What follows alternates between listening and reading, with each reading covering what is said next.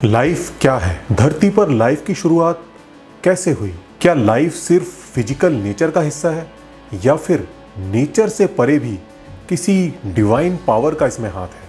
क्या साइंस ने लाइफ की पहेली को पूरी तरह सुलझा लिया है? आखिर ये जो कमाल की चीज है जिसको हम लाइफ कहते हैं, हम इसको समझने के कितने करीब हैं? अगर यही कुछ सवाल आपके भी दिमाग में उठते हैं तो आज इस वीडियो में आपको इन सभी सवालों का जवाब मिलने वाला है। तो दोस्तों, बने रहिए इस वीडियो के अंत तक।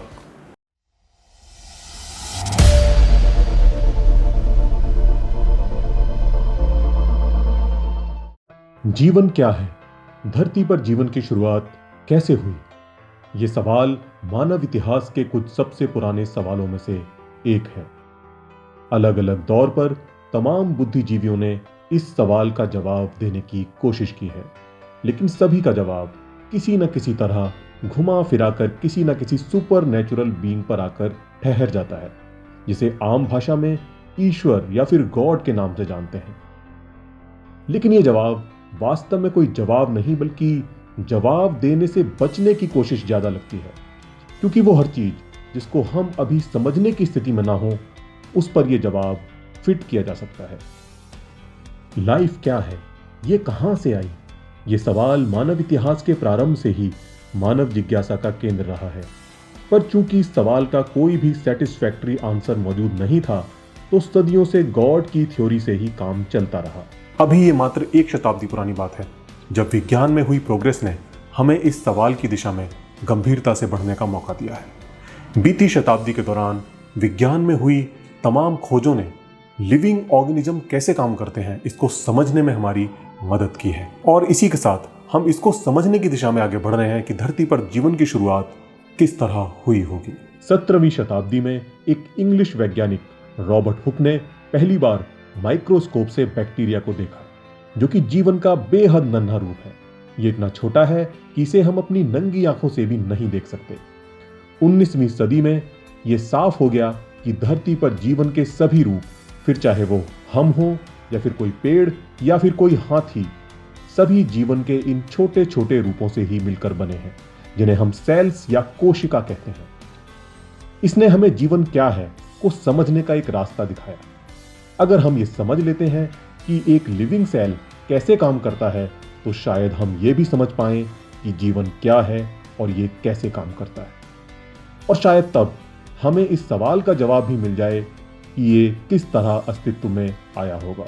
आज जब हम धरती पर मौजूद इतनी गजब की बायोडायवर्सिटी को देखते हैं, जीवन को इतने विविध रंग और रूपों में यहाँ पर फलते फूलते देखते हैं, तो ये सवाल मन में सहज ही उठता है कि ये सब कैसे हुआ होगा। वो क्या चीज थी जिसने न केवल लाइफ को पैदा किया, बल्कि उसको इतने डिफरेंट फॉर्म्स में यहाँ पर विकसित भी किया। क्या ये सिर्फ नेचुरल प्रोसेसेस की बदौलत हुआ या फिर कोई और भी चीज थी जो उसके लिए जिम्मेदार थी?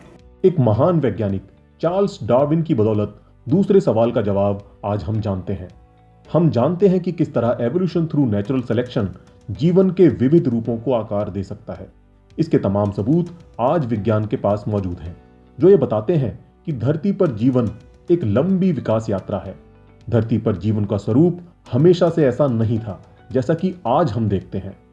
धरती के आरंभिक दौर में लंबे अरसे तक धरती पर सिर्फ एक कोशिकीय जीव यानी सिंगल सेल ऑर्गेनिज्म का राज था, जिन्हें हम बैक्टीरिया के नाम से जानते हैं। जो भी जीवन आज हम अपने आसपास देखते हैं, पेड़ पौधे, जानवर, कीट पतंगे, ये सब बहुकोशिकीय जीवन है, जो कि बहुत बाद में तकरीबन 60 करोड़ साल पहले ही विकसित हुए हैं।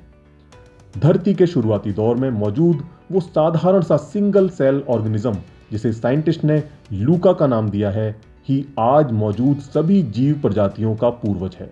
लूका का मतलब है लास्ट यूनिफाइड कॉमन एंसेस्टर।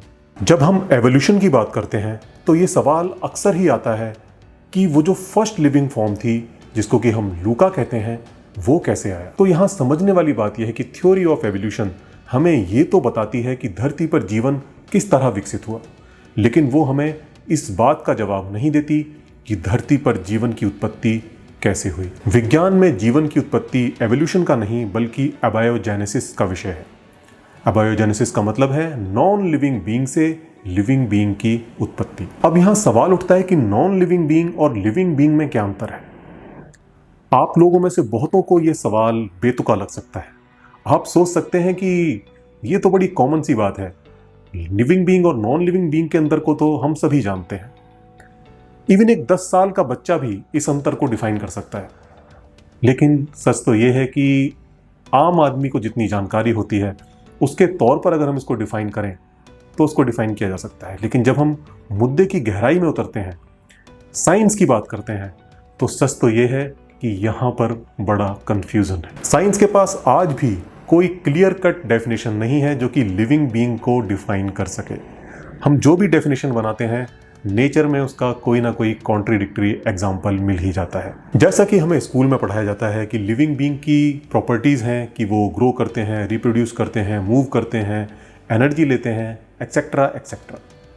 लेकिन जब हम इन कैरेक्टरिस्टिक के आधार पर नेचर में मौजूद कई सारी लिविंग फॉर्म को डिफाइन करने की कोशिश करते हैं तो हम पाते हैं कि उनमें से बहुत सारी लिविंग फॉर्म्स ऐसी हैं जो कि इनमें से एक या ज़्यादा फंक्शन को परफॉर्म नहीं करती। फॉर एग्जांपल वायरसेस, ये लिविंग बीइंग की किसी कैरेक्टरिस्टिक को फॉलो नहीं करते अनटिल एंड अनलेस ये किसी लिविंग सेल के अंदर ना हो। And there are lots of others. तो इससे हमें एक चीज का पता चलता है, यदि हम लाइफ के ओरिजिन की बात कर रहे हैं तो हमें लाइफ की आम प्रचलित कैरेक्टरिस्टिक से बाहर भी सोचना पड़ेगा।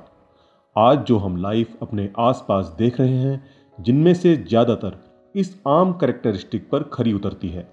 लेकिन अगर हम पास्ट में जाएं, लाइफ के ओरिजिन के आसपास, तो हमें कुछ ऐसे सिंपल रूप भी देखने को मिल सकते हैं जो आज की हमारी लिविंग बीइंग की डेफिनेशन पर खरे ना उतरें। अबायोजेनेसिस के विचार ने बहुत से लोगों की आस्थाओं को चोट पहुंचाई, लिहाजा इसका काफी विरोध भी हुआ और आज भी तमाम क्रिएशनिस्ट, जिसमें यूनिवर्सिटी स्कॉलर्स तक शामिल हैं, इसके विरोध में तरह तरह के तर्क देते रहते हैं। ऐसे ही एक तर्क के अनुसार उनका कहना है कि एक साधारण से साधारण बैक्टीरिया भी इतना कॉम्प्लेक्स है कि वो नेचर के अनगाइडेड प्रोसेस से नहीं बन सकता। ठीक उसी तरह जैसे किसी घड़ी के पुर्जों को किसी बैग में डालकर करोड़ों साल तक हिलाने के बाद भी कोई घड़ी अपने आप असेंबल नहीं हो सकती। हालांकि इस तर्क में कई सारी खामियां हैं। सबसे पहली खामी तो यह है कि अबायोजेनेसिस ये नहीं कहती कि रैंडम केमिकल रिएक्शन और अरेंजमेंट से बैक्टीरिया जैसी कोई कॉम्प्लेक्स लाइफ फॉर्म सीधे ही बन सकती है। अबायोजेनेसिस सिंपल प्रीकर्सर की बात करती है, यानी जीवन के लिए जरूरी मॉलिक्यूल्स सीधे ना बनकर एक केमिकल एवोल्यूशन के थ्रू बने हैं। दूसरी खामी यह है कि यह प्रोसेस घड़ी के पुर्जों को एक बैग में हिलाने जैसा अनगाइडेड नहीं है, बल्कि केमिस्ट्री के नियमों से गाइडेड है। अबायोजेनेसिस यानी नॉन लिविंग बीइंग से लिविंग बीइंग के ओरिजिन का विचार काफी पुराना है। दुनिया को थ्योरी ऑफ एवोल्यूशन जैसा क्रांतिकारी विचार देने वाले चार्ल्स डार्विन का मानना था कि जीवन की उत्पत्ति प्राचीन धरती पर कार्बनिक पदार्थ से भरे हुए एक गर्म तालाब में हो सकती है। डार्विन ने इसे प्रीबायोटिक सूप कहा है। इस प्रीबायोटिक सूप के अंदर बहुत सारे ऑर्गेनिक केमिकल कंपाउंड एक दूसरे से रिएक्ट करते हैं और जिससे कुछ कॉम्प्लेक्स केमिकल मॉलिक्यूल्स बनते हैं, और जो कि फिर फर्दर रिएक्ट करते हैं और उनसे कुछ ऐसे मॉलिक्यूल्स बनते हैं जो कि कुछ खास कामों को अंजाम दे सकते हैं। इस प्रोसेस को केमिकल एवोल्यूशन कहा जाता है। बाद में कुछ अलग अलग मॉलिक्यूल्स मिलकर एक क्लोज सिस्टम बनाते हैं जो कि उस सूप में मौजूद ऑर्गेनिक कंपाउंड का यूज करके अपनी कॉपी तैयार कर सकता है, जिसे हम फर्स्ट लिविंग सेल कह सकते हैं। और यहां से लाइफ की जर्नी शुरू होती है, जो कि बाद में एवोल्यूशन की डिफरेंट स्टेजेस से गुजरकर मॉडर्न लाइफ के रूप में हमारे सामने है। लेकिन ये सब सुनने में जितना आसान लगता है, वास्तव में उतना आसान है नहीं। क्यों नहीं है, ये आपको आगे इस वीडियो में पता चलेगा। तो आइए बात करते हैं कि धरती पर वो फर्स्ट सेल कब बना, यानी धरती पर लाइफ कब से है। धरती पर पाए गए प्राचीन फॉसिल्स से हमें पता चलता है कि धरती पर जीवन करीब करीब तभी से मौजूद है जब से यह धरती वजूद में आई है। धरती पर जीवन की सबसे पुरानी निशानी एक माइक्रोबियल फॉसिल है जो कि तकरीबन 3 अरब 70 करोड़ साल पुराना है। लेकिन वैज्ञानिकों का मानना है कि लाइफ इससे भी कहीं पुरानी हो सकती है। जैसा कि हम जानते हैं कि धरती 4.5 अरब साल पुरानी है, यानी धरती पर जीवन इसके बनने के कुछ समय बाद ही वजूद में आ गया था। लेकिन यह जीवन आज जो हम जीवन देखते हैं वैसा नहीं था। वर्तमान में मौजूद एक सिंगल सेल ऑर्गेनिज्म यानी कोई साधारण से साधारण बैक्टीरिया भी बेहद विकसित है, क्योंकि वो अरबों साल का विकास अपने अंदर समेटे है। जीवन की उत्पत्ति की गुत्थी सुलझाने के लिए यह जरूरी है कि हम वो प्राचीन सेल कैसे बना इसको समझ लें। लेकिन अब विज्ञान के सामने यहां पर कुछ चुनौतियां हैं। सबसे पहली चुनौती यह है कि वो प्राचीन सेल या उसके अवशेष आज विज्ञान की छानबीन के लिए मौजूद नहीं है। 3 अरब 70 करोड़ साल पुराना जो फॉसिल है वो सिर्फ उस बैक्टीरिया द्वारा छोड़ी गई छाप है, जिससे हमें उस बैक्टीरिया के अंदरूनी स्ट्रक्चर का पता नहीं चलता। हमें नहीं पता चलता कि उनका मॉलिक्यूलर स्ट्रक्चर क्या था, उनके भीतर की मॉलिक्यूलर मशीनरी कैसे काम करती थी। लेकिन हमारे पास वर्तमान जीवों के रूप में उन्हीं प्राचीन सेल्स की मौजूदा पीढ़ी उपलब्ध है, और जिनकी जांच करके हम ये समझने की कोशिश कर सकते हैं कि उनके प्राचीन पूर्वज कैसे रहे होंगे। लेकिन ये भी सुनने में जितना आसान लगता है उतना आसान नहीं है, क्योंकि वास्तव में हम अरबों साल के विकास से पर्दा उठाने की बात कर रहे हैं। इस दौरान वो सेल कितने बदलावों से गुजरा होगा, इसका अनुमान लगाना तकरीबन नामुमकिन ही है। लेकिन हम मौजूदा सेल के मॉलिक्यूलर स्ट्रक्चर और उसके कुछ बेसिक फंक्शंस को समझने से शुरुआत कर सकते हैं। लाइफ के एक बहुत ही इंपॉर्टेंट फंक्शन को एक्सप्लेन किया है मशहूर फिजिसिस्ट एरविन श्रोडिंगर ने। उन्होंने अपनी किताब जिसका नाम है व्हाट इज लाइफ में लिखा है, life is a continuous struggle against entropy. अब बहुत सारे लोग सोच रहे होंगे ये एंट्रोपी क्या भला है। मैं आपको फिजिक्स की टफ डेफिनेशंस में उलझाना नहीं चाहता, सरल शब्दों में इसको डिफाइन करता हूं। एंट्रोपी का मतलब है डिसऑर्डर, और थर्मोडायनेमिक्स के नियम हमें बताते हैं कि यूनिवर्स को ऑर्डर बिल्कुल पसंद नहीं है। यहां पर चीजें हमेशा ऑर्डर से डिसऑर्डर की तरफ जाती हैं। इसे कुछ ऐसे समझिए जैसे आप कोई नई कार खरीदते हैं या कोई नया घर बनाते हैं, तो ये है ऑर्डर्ड स्टेट। अब अगर आप कार और घर की लगातार मेंटेनेंस नहीं करेंगे तो वो दोनों ही धीरे धीरे डिसऑर्डर में चले जाएंगे, यानी खराब हो जाएंगे। ठीक इसी तरह एक लिविंग सेल भी लगातार खुद को एंट्रोपी यानी डिसऑर्डर के खिलाफ मेंटेन करता रहता है। तो अब सवाल उठता है कि वो ऐसा करता कैसे है। वो ऐसा करता है अपनी मॉलिक्यूलर मशीनरी के दम पर। तो अब यहां पर सवाल उठता है कि उसकी जो मॉलिक्यूलर मशीनरी है वो क्या है और कैसे काम करती है। सेल की मशीनरी में बेसिकली 3 पार्ट्स हैं। पहला है डीएनए और आरएनए, जो कि इंफॉर्मेशन को स्टोर करने वाले मॉलिक्यूल्स हैं, जो कि अपनी कॉपी भी तैयार कर सकते हैं। और दूसरा है प्रोटीन्स, जो कि सेल की वर्कफोर्स है, जो कि बहुत सारे अलग अलग कामों को अंजाम देते हैं। और तीसरा है लिपिड मेम्ब्रेन, जो कि इन सबको घर प्रदान करती है और इसे बाकी सेल से अलग भी करती है। तो बेसिकली यहां होता क्या है कि डीएनए, जैसा कि आप जानते हैं, इंफॉर्मेशन को स्टोर करने वाला मॉलिक्यूल है। इसके पास सेल के सभी पार्ट्स को बनाने की इंफॉर्मेशन होती है। सेल का जो भी पार्ट बनाना होता है, डीएनए में से उसको बनाने की इंफॉर्मेशन एक आरएनए मॉलिक्यूल में कॉपी करके राइबोसोम, जो कि एक किस्म का प्रोटीन एंजाइम ही होता है, उस तक पहुंचा दी जाती है। राइबोसोम आरएनए को रीड करता है, जिससे एक बॉन्डिंग साइट बनती है, और उस पार्ट को बनाने के लिए जरूरी मॉलिक्यूल्स साइटोप्लाज्म यानी सेल के अंदर जो लिक्विड होता है उसमें से आकर एक एक कर बॉन्डिंग साइट पर जुड़ने लगते हैं। केमिस्ट्री में इसे पॉलीमराइजेशन कहते हैं। और इस तरह उस जरूरी पार्ट का निर्माण होता है। लेकिन इस सब सेल मशीनरी को चलाने के लिए एनर्जी की भी जरूरत होती है। सेल के पास इसके लिए अपना पावर हाउस होता है, जिसे माइटोकॉन्ड्रिया कहते हैं, जो कि ग्लूकोज को तोड़कर उससे एटीपी नाम के मॉलिक्यूल का निर्माण करता है, जिसको सेल की मशीनरी एनर्जी की तरह इस्तेमाल करती है। तो एक तरह से लिविंग सेल एक सेल्फ सस्टेन सिस्टम है, जो कि एनवायरनमेंट से एनर्जी लेकर अपनी मॉलिक्यूलर मशीनरी के दम पर न केवल खुद को मेंटेन करता है बल्कि अपनी कॉपी भी तैयार करता है। तो अब यहां पर सवाल उठता है कि एक सेल जिन मॉलिक्यूल से मिलकर बना है वो क्या क्या है, और क्या वो नेचर में सिर्फ नेचुरल प्रोसेसेस के जरिए बन सकते हैं। सेल के मॉलिक्यूलर स्ट्रक्चर की बात की जाए, यानी जीवन किन किन केमिकल से मिलकर बना है, तो एक समय तक ऐसा माना जाता था कि वे केमिकल जिनका संबंध जीवन से है वो कुछ खास हैं, क्योंकि नेचर में सिवाय जीवों के वे स्वतंत्र रूप से कहीं भी नहीं पाए जाते थे। तब ऐसा माना जाता था कि शायद जीवों में कोई अननोन वाइटल फोर्स है, सिर्फ वही उन केमिकल्स को सिंथेसाइज कर सकती है। इस विचार को वाइटलिज्म कहते हैं। जैसे यूरिया जीवों के मूत्र में पाया जाने वाला एक मेन इंग्रेडिएंट है, जिसे वैज्ञानिकों ने 18वीं सेंचुरी में अलग कर लिया था, लेकिन इसे लैब में बनाने का कोई भी तरीका वो नहीं खोज पाए थे, जिससे कि इस सोच को बल मिला कि कुछ केमिकल्स सिर्फ जीवों में ही बन सकते हैं। वाइटलिज्म के विचार को लंबे समय तक कोई चुनौती नहीं दी जा सकी, लेकिन 1828 में एक जर्मन केमिस्ट फ्रेडरिक वोलर के लैब में यूरिया तैयार करने के बाद धीरे धीरे इस प्राचीन सोच के बादल छटने लगे।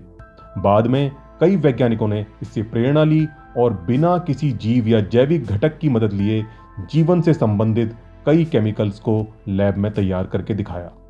1952 में स्टैनली मिलर और यूरे के प्रसिद्ध प्रयोग, जिसमें उन्होंने प्राचीन धरती के वातावरण में मौजूद रही गैसों जैसे अमोनिया, मीथेन, हाइड्रोजन और पानी को एक बंद फ्लास्क में उबालकर और उसे इलेक्ट्रिक स्पार्क से गुजार कर देखा, और जिसमें उन्हें कुछ एमिनो एसिड्स को बनाने में सफलता मिली। जैसा कि हम जानते हैं, एमिनो एसिड्स प्रोटीन्स के बिल्डिंग ब्लॉक्स हैं।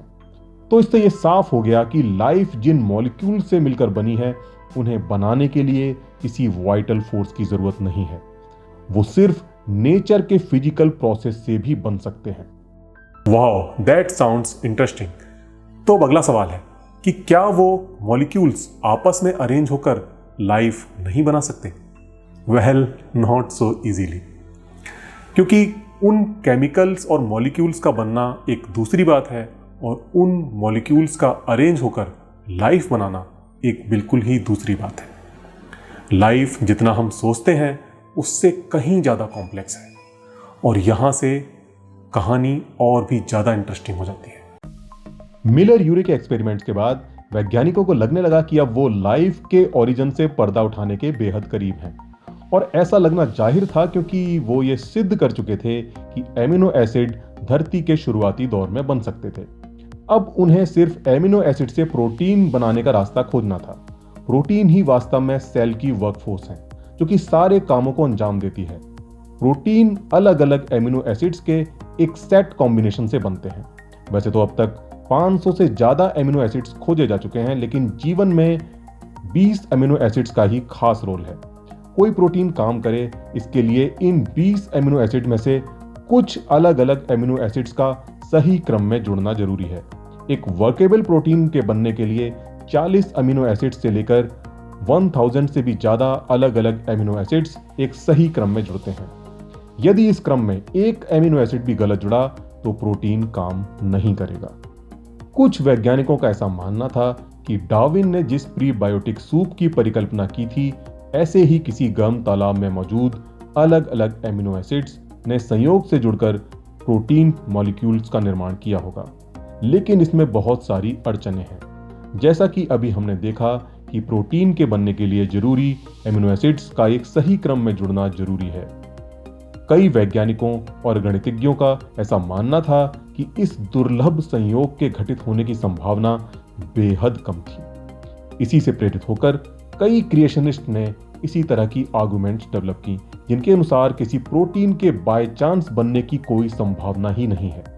ऐसी ही गणना के अनुसार एक प्रोटीन मॉलिक्यूल के बनने की प्रोबेबिलिटी 10⁻45 में से 1 है, यानी 10 के आगे 45 जीरो लगा दिए जाएं, उनमें से एक चांस है। ये इतना कम है कि ब्रह्मांड की आयु भी इसके लिए कम पड़ जाएगी। इस तरह की आर्गुमेंट सुनने में तो कन्विंसिंग लगती हैं, पर वास्तव में इनमें कई तरह के फ्लॉज हैं। सबसे बड़ा फ्लॉ तो ये है कि इनमें जिन प्रोटीन्स के बनने की संभावना को निकाला जाता है, वो वास्तव में वो प्रोटीन्स हैं जो कि मॉडर्न लाइफ फॉर्म्स में पाए जाते हैं और जो कि हाईली इवॉल्व हैं, जिनमें एमिनो एसिड्स की 100 से भी ज्यादा की सीक्वेंस होती है, जबकि शुरुआत में जो प्रोटीन्स बने होंगे वो इतने कॉम्प्लेक्स नहीं रहे होंगे। ऐसा बिल्कुल भी जरूरी नहीं है कि कोई प्रोटीन एमिनो एसिड्स की इतनी लंबी सीक्वेंस से ही बने। 2015 में येले की एक लैब में रिसर्चर्स के ग्रुप ने मात्र 2 एमिनो एसिड्स की 26 सीक्वेंस की एक चेन से एक फंक्शनल प्रोटीन को बनाया था। और इसके साथ ही किसी खास प्रोटीन की सीक्वेंस को पकड़कर उसके बनने की संभावना को निकालना भी गलत होगा। प्रोटीन बहुत ही डिफरेंट सीक्वेंसेस से भी बन सकते हैं। मॉडर्न प्रोटीन्स मॉडर्न सेल्स की जरूरतों के हिसाब से इवॉल्व हुए। इन सेल्स की प्राचीन पीढ़ियों को भी इतने ही हाईली इवॉल्व प्रोटीन की जरूरत रही होगी, या फिर फर्स्ट सेल के बनने से पहले जो प्रोटीन बने होंगे वो भी इतने ही सोफिस्टिकेटेड होंगे, ऐसा कहना गलत होगा। कहने का मतलब है कि अगर हम नेचर में प्रोटीन के बनने की संभावना को तलाश रहे हैं तो हमें मॉडर्न प्रोटीन्स के बजाय इनके सिंपल प्रीकर्सर के बारे में विचार करना चाहिए। ओके, तो अब बात करते हैं डीएनए की। अभी हमने देखा कि नेचर में सिंपल प्रोटीन्स बाय चांस बन सकते हैं, लेकिन डीएनए जैसा कॉम्प्लेक्स मॉलिक्यूल किस तरह बना होगा? क्योंकि एक सिंपल से सिंपल फॉर्म ऑफ डीएनए को भी इस लायक होना चाहिए कि उसके पास कम से कम इतनी जानकारी हो कि वो अपनी कॉपी तैयार कर सके। अब दूसरी मुश्किल यहां पर यह है कि डीएनए बिना राइबोसोम के नहीं बन सकता। राइबोसोम एक हाईली कॉम्प्लेक्स प्रोटीन होता है और जिसको कि बिना किसी टेम्पलेट यानी बिना किसी पहले से मौजूद इंफॉर्मेशन के बना पाना ऑलमोस्ट इम्पॉसिबल है। आज हम जो मॉडर्न सेल देखते हैं उसके डीएनए में इसको बनाने की इंफॉर्मेशन मौजूद होती है, लेकिन जब राइबोसोम ही नहीं होगा तो डीएनए कैसे बनेगा? And this is called chicken and egg problem, यानी बिना अंडे के मुर्गी कहां से आई और बिना मुर्गी के अंडा। लेकिन साइंटिस्ट ने इसका भी एक सॉल्यूशन निकाला है। उनका कहना है कि शुरुआत में ना तो मुर्गी थी और ना ही अंडा, वो कुछ और ही था। साइंटिस्ट ने अपना फोकस एक दूसरी तरह के मॉलिक्यूल पे किया जो कि डीएनए की तरह इंफॉर्मेशन स्टोर कर सकता था और इसके साथ ही बहुत सारे डिफरेंट कामों को भी अंजाम दे सकता था। यह था आरएनए। आरएनए भी डीएनए की तरह न्यूक्लियोटाइड्स से मिलकर बनी हुई एक चेन की तरह होता है, जिसमें डीएनए की ही तरह 4 लेटर्स होते हैं जो कि डीएनए की ही तरह इंफॉर्मेशन को स्टोर कर सकते हैं। लेकिन डीएनए जहां डबल हेलिक्स की शेप में होता है, जिसमें न्यूक्लियोटाइड्स की 2 चेन ट्विस्टेड लैडर की तरह आपस में जुड़ी होती हैं, वहीं आरएनए में न्यूक्लियोटाइड्स की सिंगल चेन होती है, जो इसे डीएनए की अपेक्षा कई और काबिलियत देती है। सिंगल चेन होने की वजह से ये प्रोटीन की तरह फोल्ड भी हो सकता है और इसीलिए आरएनए डीएनए की तरह इंफॉर्मेशन स्टोर करने के साथ साथ प्रोटीन की तरह एंजाइम और कैटलिस्ट का काम भी कर सकता है, जिससे कई और तरह के कॉम्प्लेक्स बायोमोलिक्यूल्स जैसे प्रोटीन, पेप्टाइड बनने का रास्ता खुल जाता है। इसके साथ ही ये अपनी कॉपी भी तैयार कर सकता है, जो कि लाइफ का एक सबसे इंपॉर्टेंट फंक्शन है। आरएनए की इसी खूबी के कारण वैज्ञानिकों का ऐसा मानना था कि आरएनए मॉडर्न बायोमोलिक्यूल्स का पितामह हो सकता है। अबायोजेनेसिस की इस थ्योरी को आरएनए वर्ल्ड हाइपोथेसिस कहते हैं, लेकिन इससे पहले कि इस हाइपोथेसिस को विश्वसनीय माना जाए, साइंटिस्ट को यह साबित करना जरूरी था कि प्रिमिटिव अर्थ कंडीशंस में आरएनए चेन्स बन सकती है। हालांकि लैब कंडीशंस में साइंटिस्ट ने न केवल इसको बना लिया था, बल्कि इसको इवॉल्व करने लायक और इसको अपनी कॉपी तैयार करने लायक भी बना लिया। लेकिन ये सब नेचुरल कंडीशंस में किस तरह से हुआ होगा, ये अभी भी एक सवाल था। RNA chain ribose base phosphate से मिलकर बनी होती हैं, जहां एक राइबोज बेस फॉस्फेट दूसरे राइबोज बेस फॉस्फेट यूनिट के साथ एक बैकबोन की तरह जुड़ता चला जाता है। इस प्रक्रिया को पॉलीमराइजेशन कहते हैं। इस राइबोज बेस फॉस्फेट यूनिट को ही न्यूक्लियोटाइड कहते हैं। प्रिमिटिव अर्थ कंडीशंस में न्यूक्लियोटाइड्स तो बन सकते थे, लेकिन इनका एक दूसरे से मिलकर बॉन्ड बनाना मुश्किल था, क्योंकि जैसा कि हम जानते हैं एक सेल के अंदर इनको बॉन्ड बनाने के लिए कुछ ज़रूरी एंजाइम्स की ज़रूरत पड़ती है। तो प्रिमिटिव अर्थ पर बिना एंजाइम्स के इन्होंने किस तरह बॉन्ड बनाया होगा, ये एक बड़ा सवाल था। लेकिन अभी कुछ हालिया रिसर्च में इस पहेली को सुलझाने की दिशा में कुछ क्लू मिले हैं। 2009 में रैनसेलर पॉलिटेक्निक इंस्टीट्यूट न्यूयॉर्क में रिसर्चर्स ने पाया कि मॉन्ट मोरिलियोनाइट एक किस्म का मिनरल जो कि ज्वालामुखी की राख से बनी क्ले में पाया जाता है, आरएनए पॉलीमराइजेशन में कैटलिस्ट का काम कर सकता है।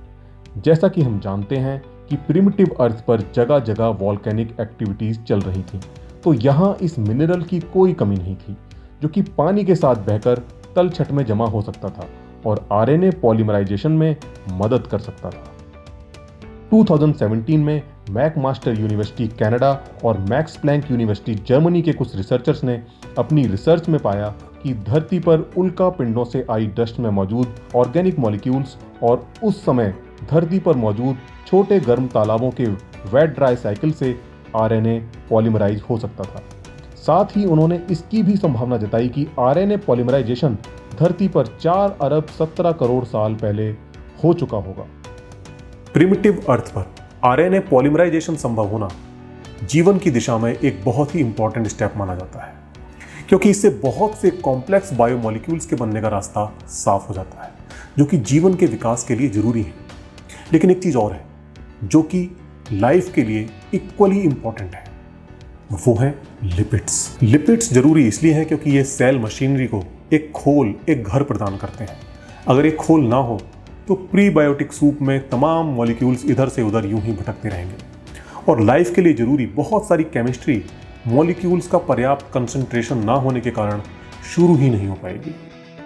लिपिड एक खास किस्म का मॉलिक्यूल है जिसके 2 पार्ट होते हैं, एक गोल सिरा जो कि हाइड्रोफिलिक यानी जिसको पानी पसंद होता है, और एक पूंछ जो कि हाइड्रोफोबिक होती है यानी जिसको पानी पसंद नहीं होता। लिपिड मॉलिक्यूल्स अपनी इस खास संरचना के कारण और मॉलिक्यूल्स के साथ मिलकर एक खोल जैसी संरचना बना लेते हैं जिसे लिपिड मेम्ब्रेन कहते हैं। इस मेम्ब्रेन की खासियत होती है कि ये कई तरह के मॉलिक्यूल्स को अपने अंदर कैद कर सकती है। तो अब सवाल उठता है कि प्रिमिटिव अर्थ पर लिपिड्स किस तरह से बने होंगे। एक समय तक माना जाता था कि लिपिड्स केवल लिविंग सेल्स में ही बन सकते हैं, लेकिन पिछले कुछ सालों में वैज्ञानिकों ने कई ऐसे तरीकों को खोजा है जिससे ये लिपिड्स प्रिमिटिव अर्थ पर भी बन सकते थे। जैसे वैज्ञानिकों ने पाया कि अगर कार्बन मोनोऑक्साइड और हाइड्रोजन को कुछ मिनरल्स जो कि प्रिमिटिव अर्थ पर पाए जाते थे के साथ गर्म किया जाए तो लिपिड्स बन सकते हैं। प्रिमिटिव अर्थ पर मौजूद हाइड्रोथर्मल वेंट्स इन शर्तों को पूरा कर सकते हैं और लिपिड्स के बनने का रास्ता साफ कर सकते हैं। ग्रेट, लेकिन यहां पर एक छोटी सी दिक्कत है। पानी में मौजूद सोडियम और मैग्नीशियम आयन जो कि उस समय की वाटर बॉडीज में मौजूद रहे ही होंगे, लिपिड मेम्ब्रेन के जानी दुश्मन है, जो कि लिपिड मेम्ब्रेन को बनने से पहले ही तबाह कर सकते हैं। और साथ ही सेल मशीनरी को अपने कामकाज के लिए इन आयंस की जरूरत भी है। तो फिर आखिर ये दोनों किस तरह से साथ आए होंगे। अभी 2019 में यूनिवर्सिटी ऑफ वाशिंगटन में पब्लिश हुए एक पेपर में साइंटिस्ट ने खुलासा किया है कि लिपिड मेम्ब्रेन में अमीनो एसिड की मौजूदगी उसको डिअसेंबल होने से बचा लेती है। और जैसा कि हम जानते हैं कि प्रिमिटिव अर्थ में अमीनो एसिड्स मौजूद रहे थे, तो हमने देखा कि प्रिमिटिव अर्थ पर एक शुरुआती सेल मशीनरी को बनाने लायक चीजें मौजूद थी। लेकिन मशीनरी कितनी भी अच्छी क्यों ना हो, एक चीज के बिना बेकार है, जी हां, एनर्जी। एक सेल को भी बहुत सारी कॉम्प्लेक्स केमिकल रिएक्शंस के लिए एनर्जी की जरूरत पड़ती है। मॉडर्न सेल के पास एक माइटोकॉन्ड्रिया नाम का ऑर्गेनेल होता है जो कि ग्लूकोज से एटीपी बनाकर सेल के मॉलिक्यूल्स को एनर्जी देता रहता है। लेकिन माइटोकॉन्ड्रिया कई कॉम्प्लेक्स एंजाइम से मिलकर बनता है और जिसका शुरुआती दौर में बन पाना संभव नहीं है। तो शुरुआती दौर में बिना माइटोकॉन्ड्रिया के मॉलिक्यूल्स को ये एनर्जी कहां से मिली होगी। कुछ साइंटिस्ट का ऐसा मानना है कि प्रिमिटिव अर्थ पर समुद्र में मौजूद हाइड्रोथर्मल वेंट्स जो कि मिनरल्स के जमाव के कारण पाइप जैसी शेप बना लेते हैं, उनमें से हाइड्रोजन आयंस का लगातार प्रवाह होता रहता है जो कि मॉलिक्यूल्स को केमिकल रिएक्शन के लिए एनर्जी उपलब्ध करा सकते हैं। ओके, तो अब हमने लाइफ की पहेली के सभी बड़े टुकड़ों को जोड़ लिया है। हमने जाना कि जैसा कि पहले समझा जाता था कि लाइफ की केमिस्ट्री नॉर्मल केमिस्ट्री से अलग है, वैसा नहीं है। लाइफ की केमिस्ट्री भी फिजिकल यूनिवर्स के उन्हीं नियमों से गवर्न है जिससे कि कोई भी नॉन लिविंग थिंग या केमिकल। हालांकि अभी भी वो first living cell step by step किन किन प्रोसेसेस से गुजर के बना होगा, इसका कोई भी सीधा जवाब किसी भी वैज्ञानिक के पास नहीं है। और ऐसा होना स्वाभाविक है, क्योंकि जैसा कि मैंने शुरू में ही बताया कि हमारे पास उन शुरुआती सेल का कोई भी नमूना जांच के लिए मौजूद नहीं है। हम सिर्फ मौजूदा सेल जो कि अरबों साल के विकास को अपने अंदर समेटे हैं, उनके प्रोसेसेस, उनके स्ट्रक्चर को समझकर प्रिमिटिव अर्थ कंडीशंस में उस फर्स्ट सेल के बनने के प्रोसेस को समझने की कोशिश कर रहे हैं। ये कुछ ऐसा है जैसे कि आज से 500 साल पहले के इंसान किसी मॉडर्न जंबो जेट के बनने की प्रक्रिया को समझने की कोशिश करें। जरा सोचिए, आज से 500 साल पहले के इंसानों के सामने यदि कोई मॉडर्न जंबो जेट रख दिया जाए तो वो उसकी मशीनरी और वो टेक्नोलॉजी जिससे वो बना है, उन सब चीज़ों को समझने में उनको कितना समय लगेगा। क्या मात्र जेट के कलपुर्जों की जांच करके वो उन शुरुआती तकनीकी चरणों का खुलासा कर सकेंगे जहां से वो तकनीक विकसित होना शुरू हुई थी? बहुत संभव है कि वो ये मानने को ही राजी ना हो कि इसे हमारे जैसे इंसानों ने ही बनाया है, क्योंकि जिन जिन चीजों से वो बना है वो किस तरह बन सकती हैं इसका उन्हें कुछ भी पता नहीं है। प्लेन के इलेक्ट्रॉनिक्स और कंप्यूटर जैसी चीजों को तो छोड़ ही दीजिए, प्लेन की बॉडी जो कि एल्युमिनियम से बनी है, plastic parts, nylon fabric, tyre के रबड़ जैसी साधारण चीजें भी किस तरह बनी हैं, उनके लिए इस पहेली को सॉल्व कर पाना भी कठिन है। ऐसे में अगर उन्हें यह सॉल्यूशन काफी कन्विंसिंग लगे कि हो ना हो इसे किसी जादुई शक्ति से बनाया गया है, तो इसमें कोई भी आश्चर्य की बात नहीं है, क्योंकि हम देखते हैं कि आज भी बहुत सारे लोगों को यह काफी कन्विंसिंग लगता है कि लाइफ किसी सुपरनैचुरल बीइंग की इजाद है। लेकिन आश्चर्यजनक रूप से कॉम्प्लेक्स दिखने वाली चीजों की शुरुआत भी साधारण चीजों से हो सकती है। मॉडर्न जंबो जेट किसी दिन अचानक ही नहीं बन गया था। जंबो जेट के हर पुर्जे के विकास का अपना एक इतिहास है। आज भले वो एक अत्याधुनिक जंबो जेट का हिस्सा हो, लेकिन उनकी शुरुआत साधारण ही हुई थी। अलग अलग समय पर हुई छोटी छोटी खोजें जो कि समय के साथ टेक्नोलॉजी में बदली और विकसित हुई, और जिनको मिलाकर एक दिन तकनीक का ये शानदार नमूना बन सका। ठीक इसी तरह मॉडर्न सेल के कॉम्प्लेक्स ऑर्गेनल्स भी किसी दिन अचानक ही नहीं बन गए थे। उनके विकास का भी एक लंबा इतिहास है।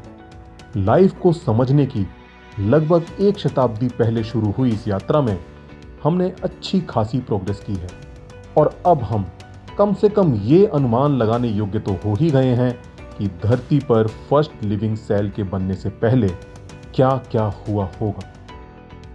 हम जानते हैं कि एक सेल्फ सस्टेन सेल को बनाने के लिए जरूरी कॉम्प्लेक्स मॉलिक्यूल्स सीधे ही नहीं बन सकते, लेकिन अभी हमने जो कुछ जाना उससे उनके बनने का रास्ता साफ हो जाता है। प्रिमिटिव अर्थ पर पानी में हाइड्रोथर्मल वेंट्स के पास ऑर्गेनिक मॉलिक्यूल से भरे तमाम लिपिड मेम्ब्रेन्स हाइड्रोजन आयन की एनर्जी का यूज करके तरह तरह के कॉम्प्लेक्स मॉलिक्यूल्स का निर्माण कर रहे थे। जब ये मेम्ब्रेन किसी कारण से फटते थे तो अंदर मौजूद सारे मॉलिक्यूल्स बाहर बिखर जाते थे, और जिन्हें आसपास मौजूद दूसरे लिपिड मेम्ब्रेन्स के द्वारा सोख लिया जाता था। और फिर यही सिलसिला बार बार दोहराया जाता रहा, और लगातार जारी इसी सिलसिले ने एक दिन एक ऐसे सेल को जन्म दिया जो कि अपने आसपास मौजूद चीजों का उपयोग कर अपनी कॉपी तैयार कर सकता था। ये सेल आज मौजूद किसी भी सेल से अलग था, और यही धरती पर मौजूद हर जीव का, हम सब का पूर्वज था।